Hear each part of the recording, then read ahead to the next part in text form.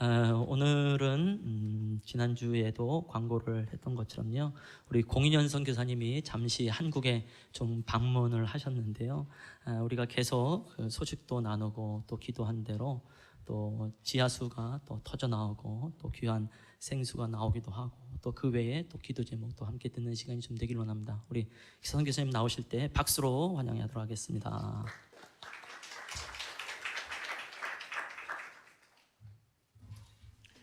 다시 뵙게 돼서 반갑습니다. 예. 지난 6월에 저희 가족이 건강검진과 그리고 일정이 있어서 한 달 반 정도 한국에 머물면서 제 마음에 10년 전에 있었던 실패감이 있었는데, 그것은 12년 전에 하나님께서 부족한 저를 보내어 주신 그 사막과 광야 지역에 아무것도 없이 질병과 가난과 그리고 물 부족으로 인하여 고통받고 있는 마사이넨 토나이 지역에 10년 전에 그곳에 120m까지 지하수 개발을 시도하였지만 실패했던 이 실패감이 올해 들어 제 마음에 더 깊이 자리 잡고 있었습니다. 하지만 제가 가족과 함께 한국에 잠시 들어와서도 사실 지하수 개발을 다시 시도하는 것을 나누기는 너무나 힘이 들었습니다. 왜냐하면 여전히 우리 예선교회를 말씀드리는 것이 아니라 많은 선교에 대하여 관심이 있는 분들은 교회 건물을 짓는다든지 그리고 의료시설을 만든다든지 학교 건축을 하는 데는 마음이 있지만 실패할 가능성이 있다라고 전제한 지하수 개발에 대한 부분에 대해서는 마음을 열기가 쉽지 않은 것 같다라는 제 마음의 부담감이 있었습니다. 제가 6월 초 그리고 7월 중순까지 한국에 머물면서 이 마음을 아주 가까이 지내는 분들 외에는, 그리고 기도 편지로는 지하수 개발을 다시 시도할 것에 대해서 나눌 수가 없었습니다. 사실 그곳에서 물은 생명과 같은 문제입니다. 우리가 설거지하면서 머리를 감으면서 샤워를 하면서 흘려보내는 그 물과는 비교될 수 없는 물의 부족, 그리고 물 부족으로 인하여 가축들이 배설물들을 쏟아낸 그 물을 끓여서 먹고 살아가는 그 땅의 사람들의 삶에 대한 고민들을 계속 가지고 있었던 겁니다. 그런데 저에게 지난 여름 한국에 체류할 동안 전화를 받게 되었습니다. 저와 개인적인 교제가 전혀 없는 감리교의 남자 권사님으로부터 만나자는 연락이었습니다. 그래서 이분을 만나게 된 곳은 요양병원이었습니다. 이분은 췌장암 말기 환자셨는데 본인의 삶을 약 2시간 동안 눈물을 흘리며 나누어 주시는 겁니다. 이야기를 다 듣고, 그리고 이분이 이제 저에게 선교사님 케냐에서 어떻게 사냐고 저에게 물으셔서 제가 케냐에 사는 이야기를 조금 나누고, 마지막으로 이분이 저에게 물으셨던 것이 선교사님 현재 필요한 것이 있습니까? 라고 저에게 질문을 하셨습니다. 저는 먼저 필요를 저에게 묻기 전에는 필요를 나누기가 부끄러워서 잘 나누지 못하는 사람인데, 그분께 10년 전에 실패했던 지하수 개발에 대한 것을 잠시 나누었습니다. 그리고 헤어졌죠. 케냐에 돌아가서 저에게 실제적인 어려운 공동체의 문제 앞에 서게 되었습니다. 그 문제는 저희 마사이넨 토나이 지역에 현재 학교와 교회와 보건소가 있습니다. 이 보건소는 저희 지역뿐만 아니라 또 다른 의료시설을 받을 수 없는 다른 사람들에게 실제적인 생명을 살리는 축복의 통로로 있습니다. 그런데 어떤 문제가 생겼냐 하면, 저희 보건소의 보건의와 저희 학교의 교장 선생님은 저희 공동체에 가장 영향력이 있는 분인데, 이 두 분의 관계가 깨어졌고, 그리고 이로 인하여 공동체에 파당이 생기고 많은 거짓 소문들이 생기는 그런 상황이었습니다. 저는 개인적으로 우리 보건의를 만나서 이야기를 듣고, 그리고 우리 교장 선생님을 만나서 이야기를 들었습니다. 그리고 기도하면서 제가 두 분께 요청을 했습니다. 함께 얼굴을 대면하여 우리 다시 이야기하자고. 두 분은 서로를 만나기를 원하지를 않았습니다. 하지만 제가 처절한 마음으로 간청하여 저와 함께 세 명이서 이야기를 하게 되었습니다. 약 2시간이 넘는 동안 이분들의 이야기를 들었습니다. 두 사람의 감정이 고조되고 그리고 더 관계가 깨어질 것만 같은 분위기였습니다. 하지만 저는 그 이야기를 들으면서 그 본질적인 문제의 출발이 저에게 있음을 알게 되었습니다. 저는 그 자리에서 그 두 분께 모든 책임은 저에게 있습니다. 두 분의 잘못이 아닙니다. 저에게 한 번 더 기회를 주십시오. 용서를 구합니다. 그리고는 아무 말 없이 시간이 흐른 후 두 사람이 일어서서 서로 끌어안고 화해를 하는 것입니다. 그런데 그 문제 중에 하나가 보건소는 있지만 보건이가 제대로 머물 수 있는 사택이 없는 것이 문제의 출발점 중에 하나였습니다. 그 보건이 사택을 지을 만한 재정은 저에게 계획되어져 있지도 않았고 있지도 않았습니다. 하지만 이것이 하나님의 뜻이라는 확신이 저에게 있었습니다. 저는 그 사막과 광야 지역에서 벗어나 전화가 터지는 곳에 아내에게 이 문제를 상의하고 저의 자녀의 학비를 위하여 모으고 있는 재정과 모든 생활비를 먼저 보건이 사택을 짓는 데 사용하자라고 아내에게 허락을 받고, 그리고 저는 그 사막과 광야 지역에서 하룻밤을 지샌 후에 저희 현지 통역자인 학교 교장 선생님과 함께 건축 자재를 사기 위해서 운전을 하여 그 다음날 나오게 되었습니다. 그날이 8월 8일이었습니다. 그런데 저에게 인터넷이 터지고 전화가 터지는 곳에서 카카오톡으로 메시지가 와 있는 겁니다. 그것은 제가 지난 여름 한국에 방문했을 때 만났던 췌장암 말기 환자셨던 권사님의 카카오톡이었습니다. 저를 보자는 것이었죠. 저에게 연락을 달라는 것이었습니다. 그래서 인터넷이 되는 곳에서 보이스톡으로 전화를 하는데 그분이 저에게 하신 말씀은 그 마사이넨토나이 지역의 지하수 개발의 마중물을 헌금을 제가 드리고 싶습니다라는 연락이었습니다.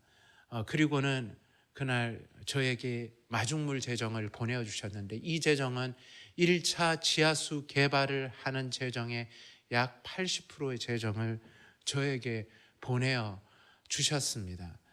저는 그때 사실 차를 세워놓고 하나님 앞에 조금 따졌습니다. 하나님, 왜 저는 이런 방법으로 사역을 감당해야 합니까? 그리고 이분은 9월 1일 날 사랑하는 두 자녀와 아내를 이 땅에 두고 먼저 아버지의 품으로 떠나셨습니다. 그리고 시간이 지나서 저에게 이제 100만 원 정도의 재정이 채워지면 1차 지하수 개발을 할 수 있겠다라는 생각을 한 그날 저에게 카카오톡이 왔습니다. 이 카카오톡은 2014년 4월 16일 날 아들을 잃은 창현 엄마 최순아 집사님으로부터 온 카카오톡이었습니다. 이분은 제가 이 현재 100만 원의 재정이 더 필요합니다라는 것을 그 누구에도 나누지 않았던 상황인데 왔던 내용은, 선교사님 100만 원의 재정을 보냅니다. 그곳에 꼭 주님이 허락하시는 생명의 물이 터져 나오기를 원합니다라는 내용이 저에게 왔습니다. 그렇기 때문에 9월 20일 날 시작한 지하수 개발은 저에게 너무나 큰 부담이 되었습니다.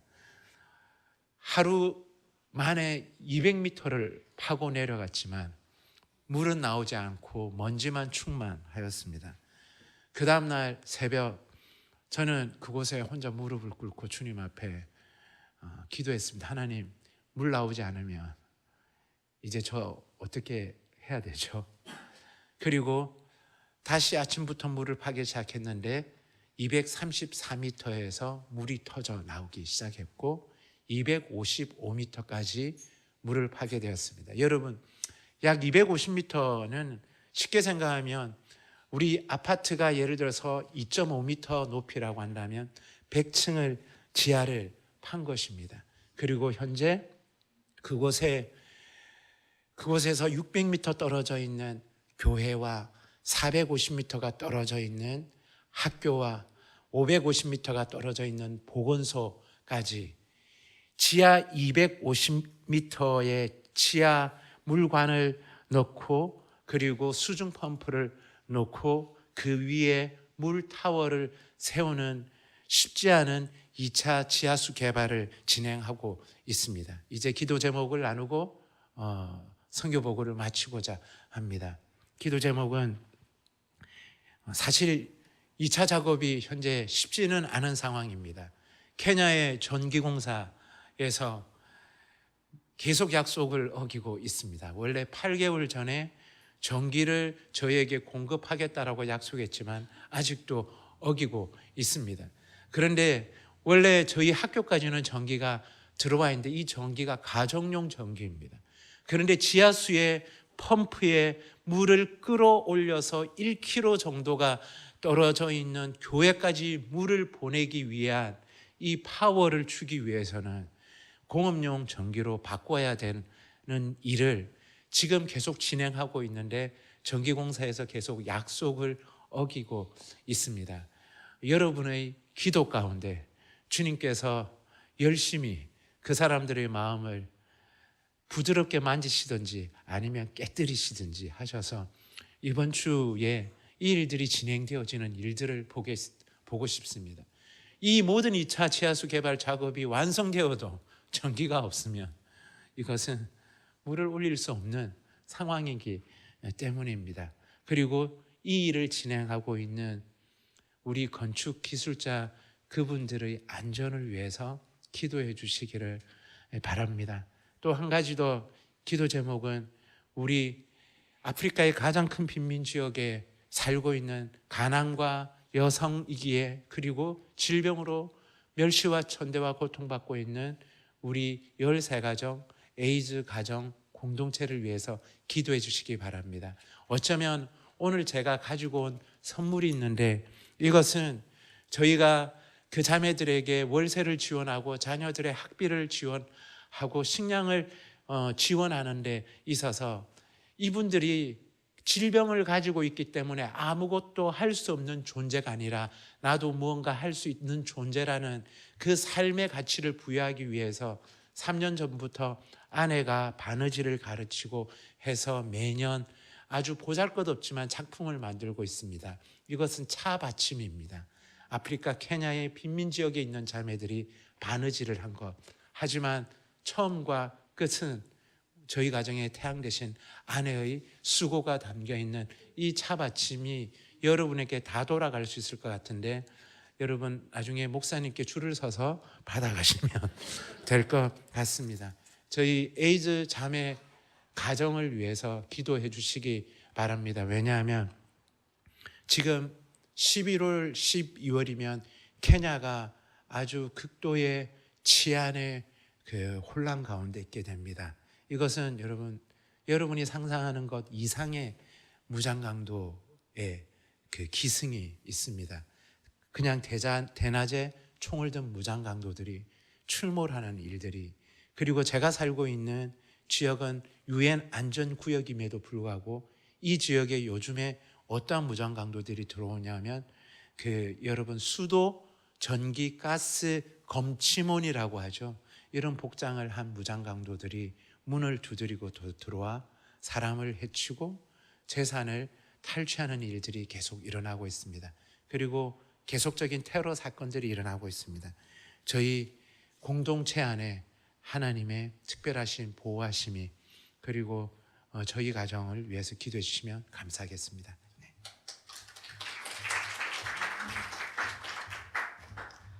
예, 함께 소식을 들으면서 그런 생각이 드네요. 그야말로 밑 빠진 독에 물 붓기라는 생각이 많이 들면서 우리 공성교사님이 콩쥐구나라는 생각이 좀 많이 들더라고요. 누가 그 독을 밑을 깨트려서 줬는지 모르겠습니다만은 그 깨진 부분을 막을 수 있는 좀 두꺼비가 좀 있어야 되지 않을까라는 생각을 하게 되어지고 아마 하나님이 좀 두꺼비들을 많이 세우시지 않을까라는 생각을 하게 됩니다. 그래서 우리 성도님들 중에 내가 두꺼비입니다 하신 분이 있으면 내가 그 독을 한번 막아보겠습니다라는 마음으로 같이 사랑을 또 표현해 주시면 좋겠다라는 생각을 하게 되고요. 또 드는 생각이 그때도 뭐 그런 말씀 한번 나눴지만 생수가 나오는 데는 또 생명이 또 죽어야 된다라는 생각을 하면서 참 너무 끔찍하다라는 생각을 하기도 하고 또 그것이 하나님의 나라의 또 복음의 원리인가 보다라는 생각을 하게 되면서 다시 한번 우리가 사도 바울처럼 날마다 죽노라라고 하는 것이 참 복음의 핵심이구나라는 생각을 하게 되고 진정한 우리가 열매를 맺으려고 한다면 각자의 삶 속에서 좀 많이 죽어야 되겠다라는 생각을 하게 되는 것이죠. 우리 옆에 분의 얼굴 보고 한번 인사하십시다. 빨리 죽으십시다. 한번 인사하십시다. 그리고 또 인사하죠. 당신은 두꺼비입니다. 한번 또 인사도 하시고. 말이 선교보고이지 사실 저희 교회가 선교보고를 받을 만한 좀 자격이 있나라는 생각을 해보기도 합니다. 그래도 있었던 좀 은혜든 좀 우리가 좀 받고 싶어서 다른 말 쓰기가 뭐해서 그냥 선교보고라고 썼는데요. 언젠가 우리가 떳떳하게 보고를 받을 수 있는 그런 유해선 교회가 됐으면 좋겠다라는 마음을 가지고 오늘 말씀 같이 한번 읽어보기를 원합니다.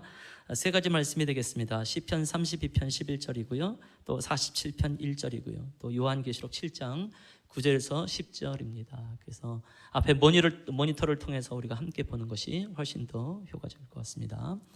함께 말씀 읽겠습니다. 시작!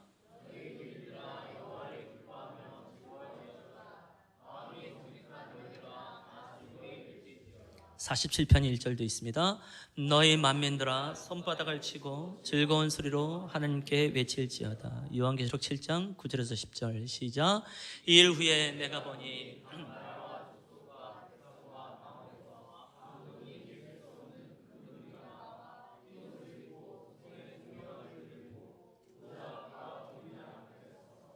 큰 소리로 외쳐 이르되 보좌에 앉으신 우리 하나님과 어린 양에게 있도다.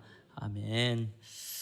오늘도 함께 우리가 말씀을 나누는데요. 그 예배와 하나님의 영광이라고 하는 큰 주제 아래에서 어떻게 그 영광 가운데 우리가 예배하고 찬양할 것인가. 특히 다윗의 성막, 다윗의 장막에 드려졌던 그 많은 예배들이 오늘날 신약의 교회의 예배랑 상당히 흡사합니다라고 말씀을 드리면서 특히 다윗의 장막 안에서 드려졌던 예배의 대표적인 것이 이제 시편 말씀이 되기 때문에 시편 말씀을 통해서 우리가 계속해서 어떻게 예배할 것인가라는 부분을 보게 되고 오늘이 이제 세 번째다라고 말씀을 드리게 됩니다. 표를 다시 한번 보지요.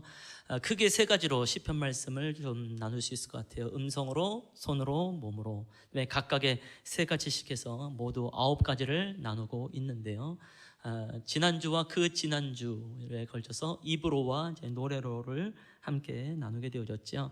많은 사람들이 찬양이라고 그러면 자꾸 음악에 대한 지나친 부담감을 갖지만 그런 거 없이도 그냥 입으로만도 얼마든지 하나님을 찬양할 수 있습니다. 그래서 내 안에 내가 경험한 하나님에 대해서 또 하나님의 하신 일에 대해서 우리가 입으로 말하고 하나님을 드러내고 하나님을 자랑하는 것, 간증하는 것, 이것은 하나님께 대한 놀라운 찬양입니다. 그래서 굉장히 찬양은 쉽습니다. 음치들도 다 할 수 있습니다 라고 격려를 드렸고 우리가 또 함께 옆에 사람들하고 함께 나누는 시간을 가졌던 것이 이제 기억이 납니다.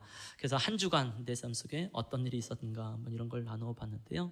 뭐 지금도 잠시 한번 해볼까요? 우리 옆에 있는 사람 얼굴 한번 보시고 또 옆에 사람이 부담스러우면 뒷사람의 얼굴도 한번 보시고 한 1분 정도, 2분 정도의 시간을 드릴 테니까요. 한 주간을 좀 어떻게 살았는지 한번 이야기를 좀 해주시면 좋을 것 같고요. 또 그 안에 아주 잠깐이라도 이건 하나님의 인도하심이었던 것 같습니다. 이것은 하나님의 좀 간섭하심이 있었던 것 같습니다. 라고 하는 부분을 좀 더 강조해서 한번 나누어 주시면 좋을 것 같습니다. 우리 한번 두 사람씩 한번 이야기해 보시죠. 좀 특이한 설교이죠. 당황하지 마시고 설교는 이럴 수도 있어요. 두 사람이나 세 사람씩 한번 은혜를 나눠보십시다.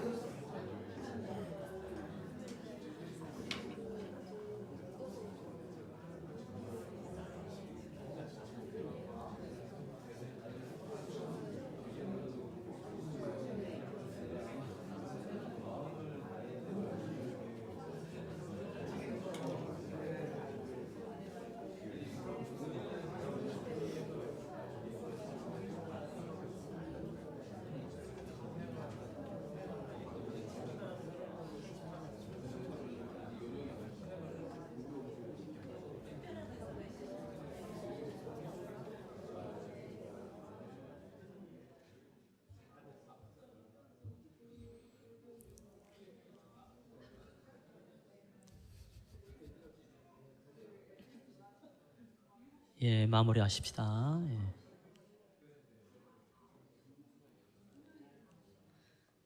하자고 할 땐 당황하시더니 끝이 안 나는군요.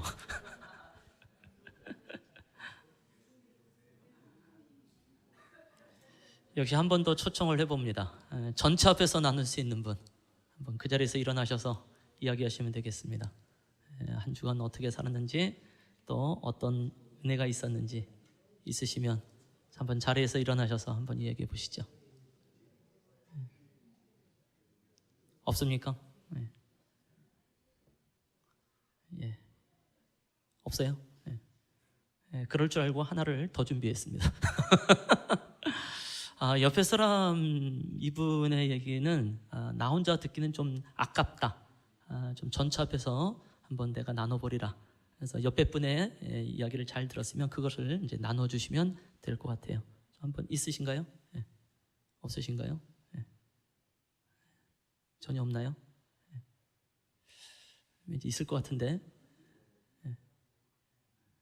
마음의 용기를 내어서 한번 내가 나눠보겠습니다.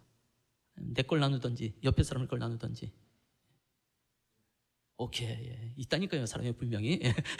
우리 자리에 일어나셔서 한번 이야기해 주시면. 조금 큰 목소리로 얘기해 주세요. 감사한 걸 나누고 싶은데요. 이번 한 주간 제게 있어서 특별한 분들을 만날 수 있는 은혜가 있어서 감사했다고 선교사님께서 말씀 나누셨는데, 특별히 1989년도에 박희환 목사님을 기억하시는 분을 뵙게 돼서 1989년도에 박희환 목사님이 어떤 분이셨는지 전해드릴 수 있어서 너무 감사했고요. 계속 말씀드리기 너무 길 것 같아서 박희환 목사님이 예배를 아는 분이시다. 그리고 예배하는 교회, 선교하는 교회라는 이름이 정말 좋다라는 그런 말씀을 들어서 제가 너무 감사했던 여러 가지 기억들 중에 하나였고요. 감사합니다. 우리 짠 거 아닙니다.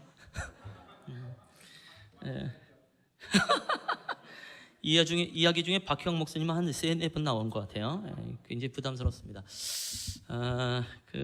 왠지 뭔가 나눌 거라고 생각을 했는데 그분을 나눌 줄은 잘 몰랐네요.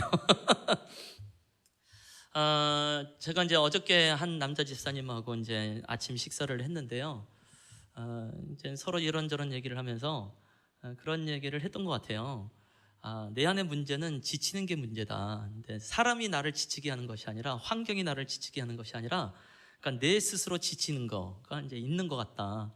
그러니까 사람들하고 자꾸 이야기를 하다 보면 솔직한, 이제 저의 정직한 고백이 나오게 되더라고요. 그러다가 실증이라는 단어가 좀 나오게 됐어요. 그래서 생각보다 내가, 물론 많은 사람들이 그렇지만 내가 참 실증을 쉽게 내는 사람이구나라는 것을 좀 알게 됐죠. 이제 그것이 이제 지침으로 나타나게 되어지고 또 지침으로 표현되기는 하는데요. 근데 중요한 건 이 실증을 계속해서 내가 누릴 수 있고 회복할 수 있는 좋은 방법이 새벽 기도회더라라고 말씀을 나눴고, 그분이 사실 오랫동안 저희 교회 성도님은 아니고 오랫동안 새벽 기도를 매일같이 나왔던 분이거든요. 그래서 이런저런 얘기를 하면서 새벽 기도를 통하여서 그 매일같이 있는 새로운 본문 속에서 있는 하나님의 그 세미한 음성이 나를 얼마나 새롭게 하고 있는가, 이런 부분을 함께 나누었던 것 같아요. 그래서 저도 이제 나눌 부분이 있어서 함께 나누었고, 이 얘기는 새벽 예배 나오시라라는 말씀이 되겠죠. 아멘, 할렐루야. 그래서 이런 시간은 우리한테 너무너무 중요한 시간이 되어집니다. 분명히 예배는 관계를 말한다고 말씀드렸잖아요. 이것은 하나님과의 관계뿐만 아니라 사람과의 관계까지 포함되어지고, 그래서 예배 안에서는 반드시 사람들과의 관계, 교제를 하려면 서로 이야기를 해야 실제적인 교제가 일어나게 되어지니까 좀 풍성하게 있었으면 좋겠고요. 계속해서 예선교회 예배 안에 이런 일들이 자주 있을 것 같아요. 그러니까 당황하지 마시고 잘 나누시면서 나가시면 좋겠습니다. 그래서 항상 우리가 나눈 것을 잘 기억했으면 좋겠고요. 그다음에 두 번째 나오는 것이 이제 노래로가 되겠지요. 그래서 노래를 할 때는 이제 크게 두 가지 특징이 있다고 말씀드렸어요. 노래를 하면 노래하는 사람이나 단체나 교회, 더 나아가서 노래하는 나라와 민족의 상태를 나타냅니다라고 말씀드렸고, 또 하나는 또 노래를 하면 노래하는 사람이나 또 단체나 교회나 또 더 나아가서 노래하는 나라와 민족의 방향을 결정합니다라고 말씀을 드렸지요. 그래서 그 방향의 결정에 대해서 예를 들은 게 군가였었고 또 데모가였었고, 누군가가 또 그 데모를 하다가 안기부에 끌려갔더라 뭐 이런 얘기를 했는데, 그런 분을 오늘 다시 또 만나게 됐다 뭐 이런 얘기를 드릴 수 있을 것 같아요. 그래서 노래의 그 힘, 노래의 그 파워가 있습니다라고 말씀을 드리는 것이고, 동시에 또 노래하는 사람들의 마음의 상태를 알 수 있습니다. 그것은 찬송도 마찬가지입니다라는 것이 되겠지요. 그래서 찬송을 부르면 찬송하는 사람, 개인이나 교회의 영적인 상태가 무엇인지 잘 알 수 있습니다라고 말씀을 드리는 것이고, 조만간 이제 우리가 함께 또 배우면서 이제 부르게 될 찬양이 하나가 있는데요. 최근에 한 단체에서 만들어진 아주 새로운 노래입니다. 제목은 기쁨의 날 주시네라는 제목인데요. 약간 가사의 내용은 우울하긴 합니다. 주님은 내 맘의 아픔 알아주시니 지난밤 눈물 지워주시고 라는 가사가 앞줄에 나오게 됩니다.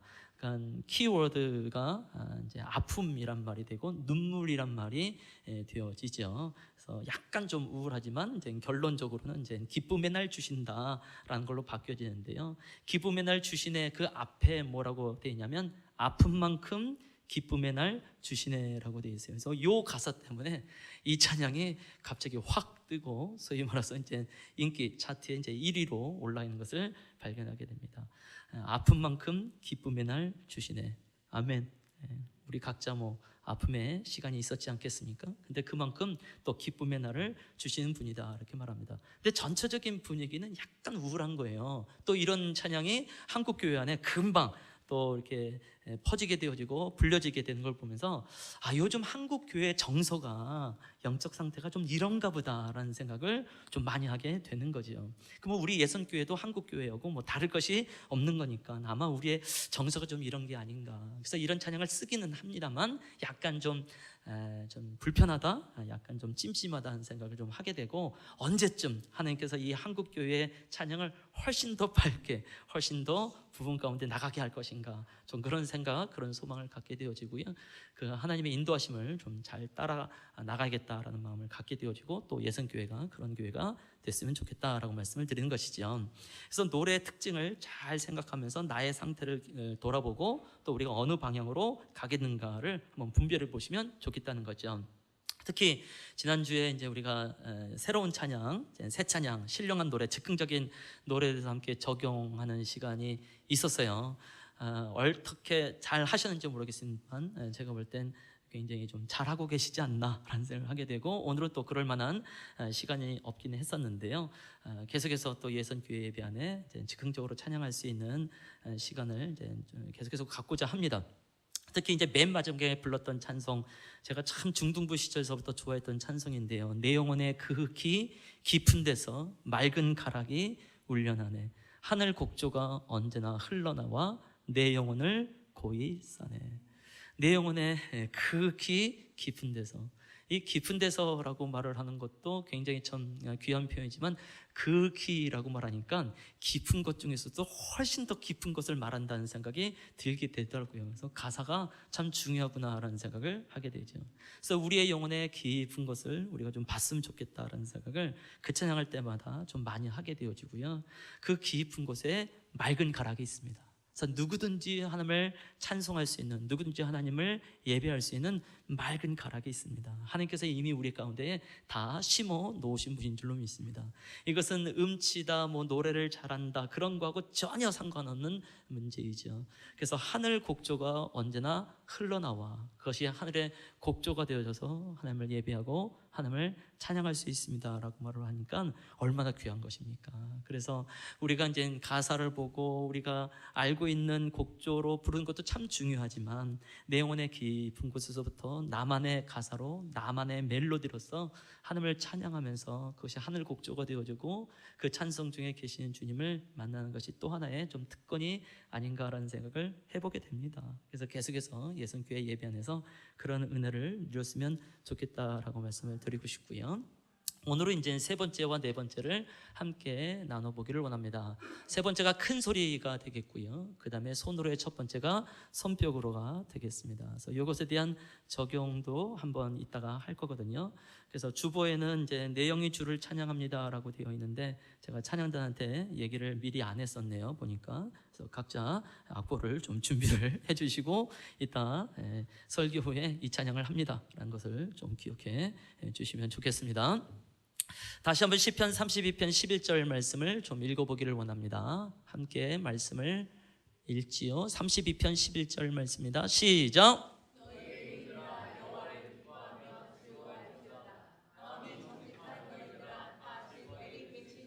사무엘서 6장 14절에서 15절 말씀도 함께 읽습니다. 시작. 다윗이 여호와 앞에서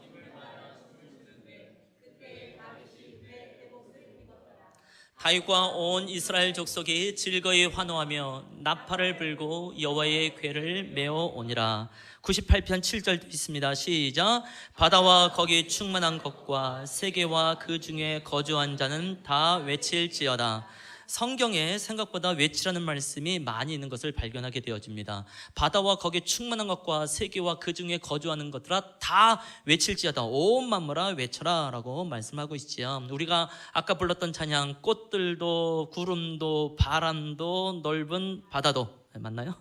아무튼 지난번에 말씀드렸던 것처럼 성경 말씀을 보면 온 피조물들 중에 하나님을 찬양하지 않는 존재는 사람밖에 없다. 이미 온 피조물이 하나님을 찬양하고 있다라고 말하는데 오늘 같은 경우 보니까 다 외친다라고 말씀하고 있는 것을 발견하게 되어지죠. 다시 한번 아까 읽었었던 사무엘하 6장 14절 15절 말씀을 보게 되면 다윗이 이제 법궤를 옮겨오는 과정이 되지 않습니까? 그래서 여호와의 궤를 메어 오니라. 그래서 이것이 얼마나 기쁜지 14절 말씀 보니까 다윗이 춤을 췄어요. 그것도 힘을 다하여 춤을 췄던 것을 발견하게 되어지고 이 부분 이제 나중에 12월 말에 가서 우리가 함께 열심히 또 춤을 추면서 나가게 되겠습니다만은 이것과 함께 15절 말씀 보면 다윗과 온 이스라엘 족속이 즐거이 환호하며라고 되어 있습니다. 그러니까 우리가 분위기를 상상할 수 있겠죠. 굉장히 많은 악기가 울려지고 노래가 있게 되어지고 그 다음에 이제 다윗은 힘을 다해서 춤을 추게 되어지고 거기다가 환호까지 있게 되어지니까 그야말로 완벽한 잔치다,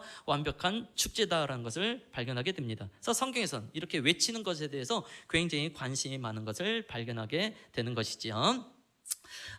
그래서 이제 우리가 외친다라고 말할 때에 아무리 봐도 이제 큰 소리로 해야 좀 외칠 수 있는 것이 아닌가 해서 이제 큰 소리라고 이제 분류를 하게 되어지는데요. 이제 아까도 우리가 함께 나눴지만 이제 그 지지난주에 이제 입으로 말한 거하고 이제 어떻게 비교할 수가 있을까요?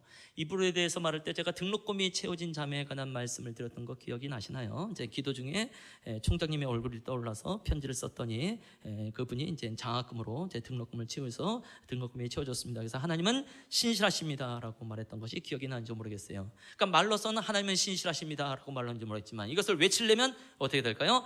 하나님은 신실하십니다. 아멘. 깨시란 얘기죠. 아니면 뭐 제가 나눴던 것 중에 어떤 형제가 이제 수련회 회비 10,000원이 없어서 이제 기도 중에 자전거를 타고 가다가 이제 아저씨랑 부딪히면서 아저씨가 미안하면서 이제 10,000원 주고 그거 갖고 이제 수련회 갔다 그랬잖아요. 그래서 드디어 회비가 채워졌습니다 이렇게 말하는데 이것을 큰 소리로 하면 어떻게 돼요? 하나님 드디어 10,000원을 주셨네요. 감사합니다 라고 외치는 것이 되겠지요. 아니면 맛있는 점심을 주심을 감사합니다. 아멘. 은혜 기억나죠? 은혜가 나눴던 부분을 함께 이야기하게 되는 것이죠. 얼마든지 외칠 수 있어요. 근데 성경은 즐거이 외칠지어다 라고 되어 있어요. 제가 외치긴 외쳤지만 별로 즐겁진 않습니다. 그럼 즐거이 외치려면 어떻게 될까요? 하나님은 신실하십니다. 우와! 맛있는 주심을 감사합니다. 할렐루야! 예!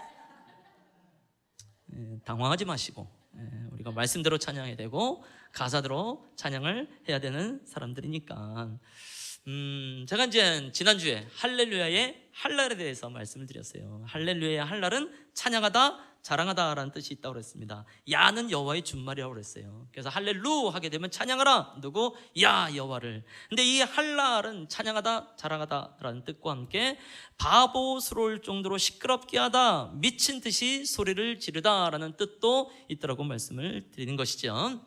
그동안 우리가 들었던 할렐루야는요 굉장히 은혜로웠습니다. 할렐루야 많이 들어보셨죠? 아니면 굉장히 멋있었죠? 할렐루야! 아니면 전통적인 부흥 강사님이 오셨으면 할렐루야 뭐 이런 거 많이 들었어요. 근데 이것은 원어에 충실한 게 아니죠. 바보스러울 정도로 시끄럽게 미친 듯이 소리를 지르려면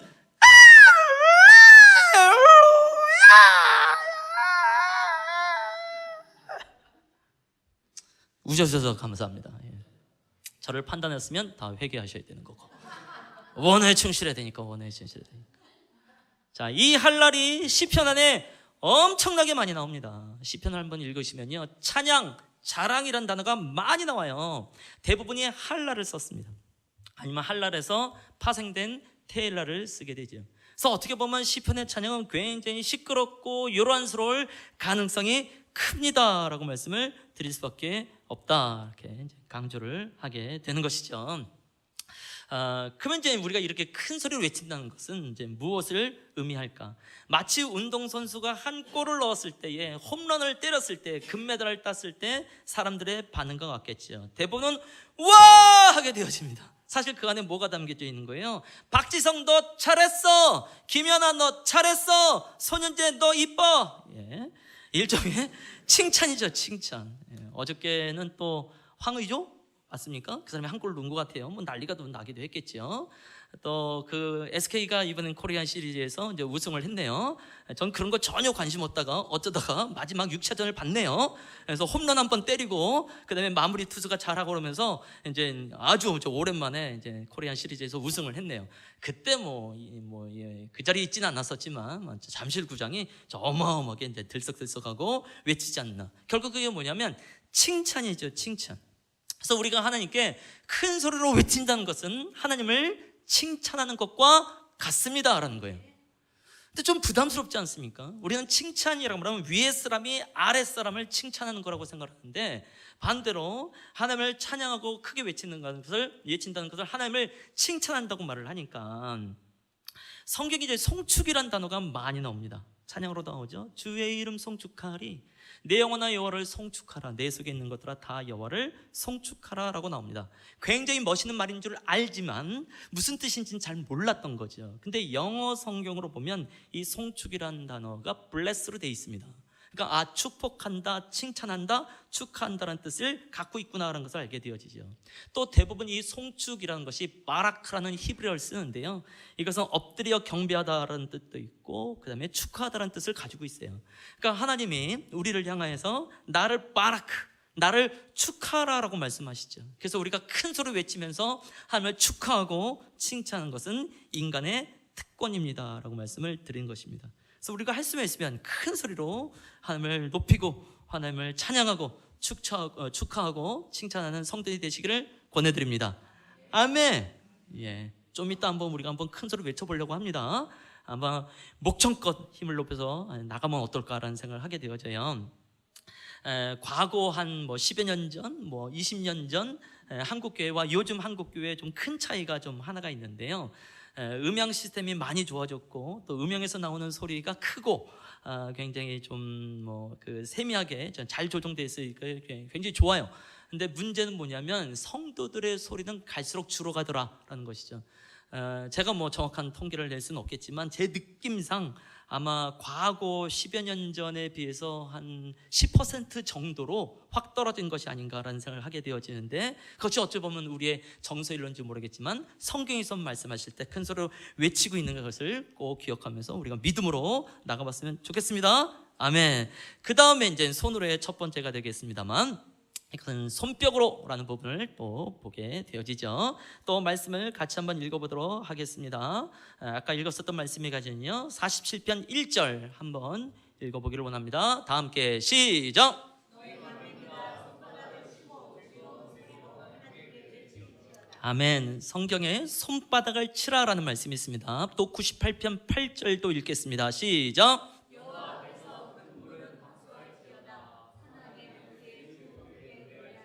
산악이 즐겁게 노래한다라고 말되어 있지만 또 큰 불이 박수를 친다라고 되어 있습니다. 그러니까 파도 치는 것을 시편 기자는 박수 친다라고 이해를 한 거겠지요. 또 이사야 55장 12절 말씀도 또 읽어보겠습니다. 시작.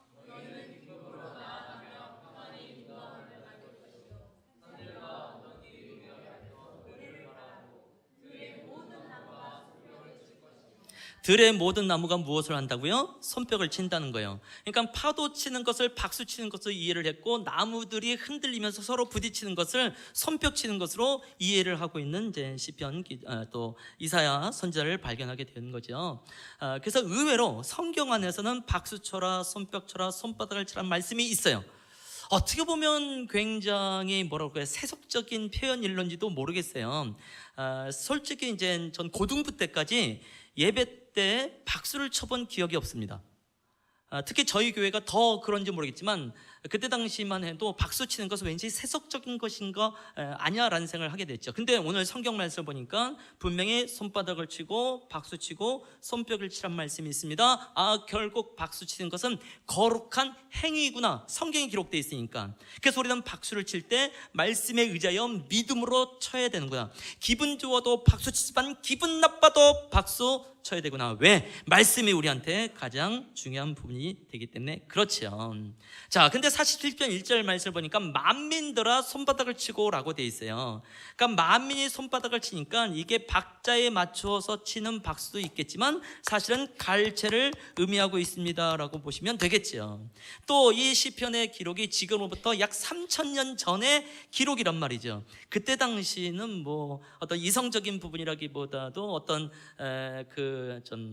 합리적인 음악적인 어떤 부분이라기보다도 상당히 즉흥성이 좀 많을 수밖에 없는 상황이 되어지죠. 그래서 갈채를 의미하는 것이 훨씬 더 맞지 않나라는 생각을 하게 되어지고, 그래서 동일하게 박수 치는 것도 하나님께 칭찬한 것과 마찬가지다 이렇게 말씀드릴 수밖에 없고, 사람은 또 큰 소리로 외치면 자연스럽게 박수를 칠 수밖에 없는 것을 발견하게 되지 않나요? 제가 좋은 예를 이제 두 가지를 들게 되는데요. 하나는 영상으로 준비했고 하나는 제가 직접 준비를 했습니다. 좋은 예 중에 하나는 뭐냐면 북한 방송을 보면 아주 잘 나옵니다. 우리가 인민박수란 말을 이제 과거에 많이 했지요. 김일성이 한참 살아있을 때 인민박수를 기억하십니까? 제 기억으로는 분명히 이렇게 했죠. 어렸을 때 많이들 따라서 해보셨을 텐데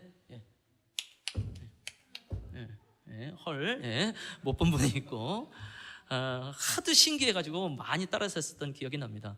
김일성이 죽기 얼마 직전까지는 거의 이마 위에 손을 놓고 와 하면서 박수 치는데 좀 무서울 정도로 어마어마한 갈채가 있었죠. 저에게 있어서 이제 가장 기억에 남는 것은 김정일이 위원장 됐을 때인 것을 기억이 나고요. 김정일이 단상에 서 있고 수많은 인민군들이 이제 열병식이라고 하나요? 행진을 하면서 우로밭과 함께 이제 박수를 치는데 이게 어마어마하게 하더라고요. 어떻게 했길래 제가 이제 살짝 보여준다는 거죠. 이제 우리 성도님들이 이제 김정일이라고 상상하시고 제가 수만 명의 인민군이라고 상상을 하시면 되겠습니다. 조금 이상합니다. 그래서 대충 하다 끝날 거예요. 그래서 보자마자 빨리 잊어버리셔야 됩니다. 자꾸 묵상하면 서로 불편하다 이렇게 말씀드리고 싶고, 우로밭 이 부분은 이제 군대에서 제대한 지 얼마 안 된 우리 이제 나산웅 병장님께서 우로밭 하면 제가 이제 거기에 맞춰서 한번 해보려고 합니다. 김정일 앞서 열심히 행진한 거야.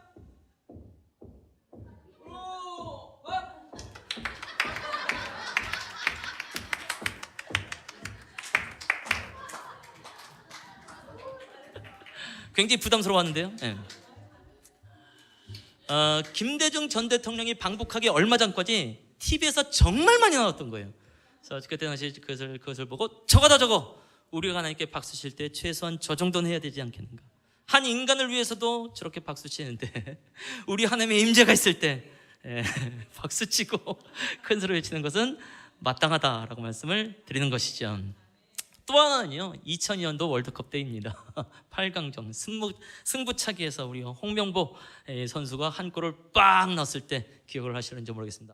기억나십니까?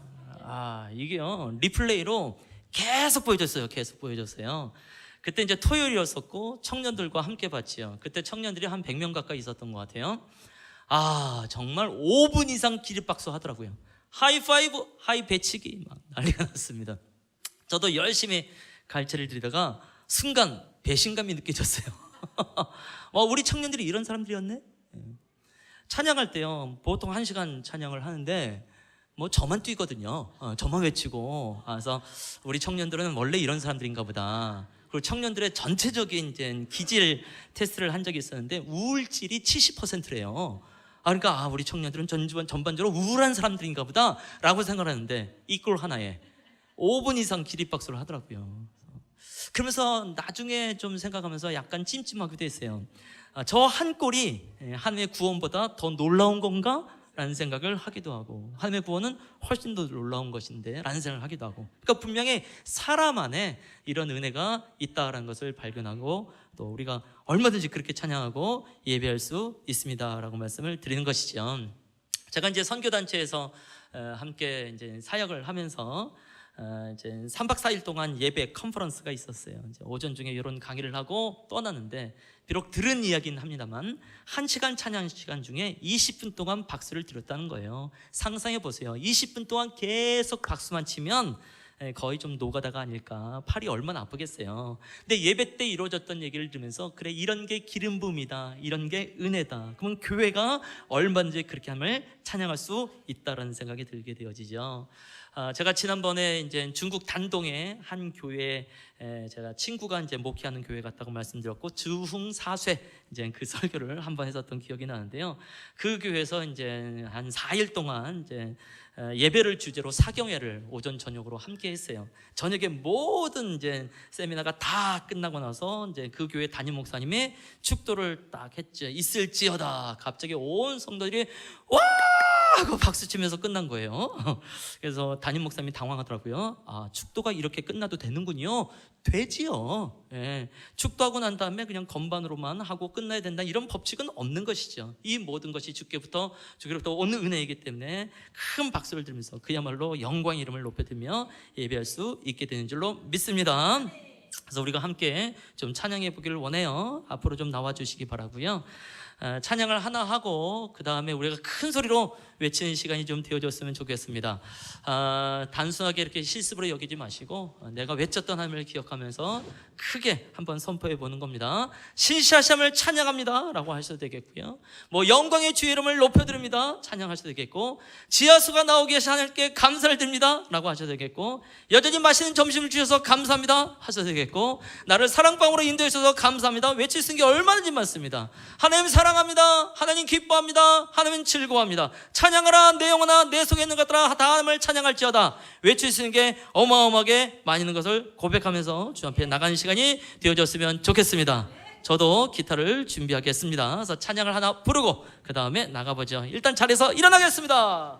내 영이 주를 찬양합니다 한번 하면서 나가보죠. 일단 기타로 갈게요. 내 영이 주를 찬양합니다. 내 영이 주를 찬양합니다. 내 영이 주를 찬양합니다. 내 영이 주를 찬양합니다. 한 번 더. 내 영이 주를 찬양합니다. 내 영이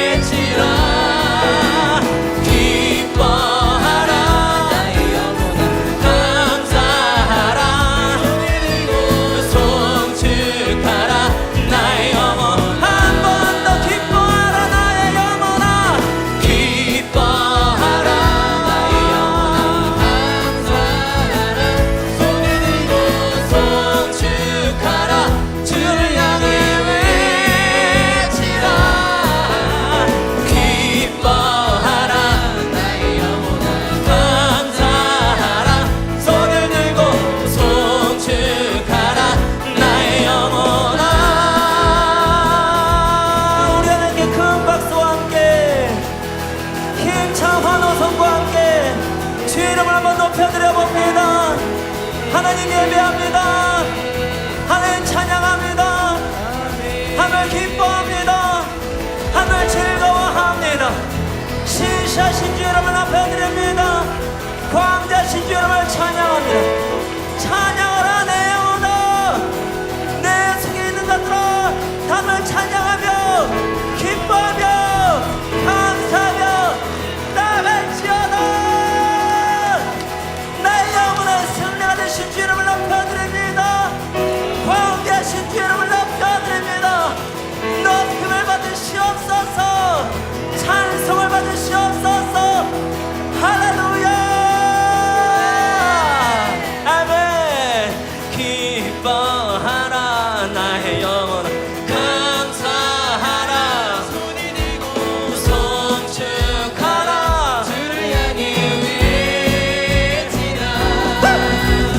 기뻐하라 나의 영혼아, 감사하라 손이 들고 송축하라. 예, 한 번 더 옆 사람 얼굴 보시면서 기뻐하라 너의 영혼아, 기뻐하라 감사하라 손을 들고 송축하라 외치라. 기뻐하라 할렐루야. 손을 들고 송축하라. 한 번 더 힘을 다하여 기뻐하라 나의 영혼아, 기뻐하라 나의 영혼아, 감사하라 손을 들고 송축하라 주를 향해 외치라. 기뻐하라 나의 영혼아, 감사하라 손을 들고 송축하라 나의 영혼아.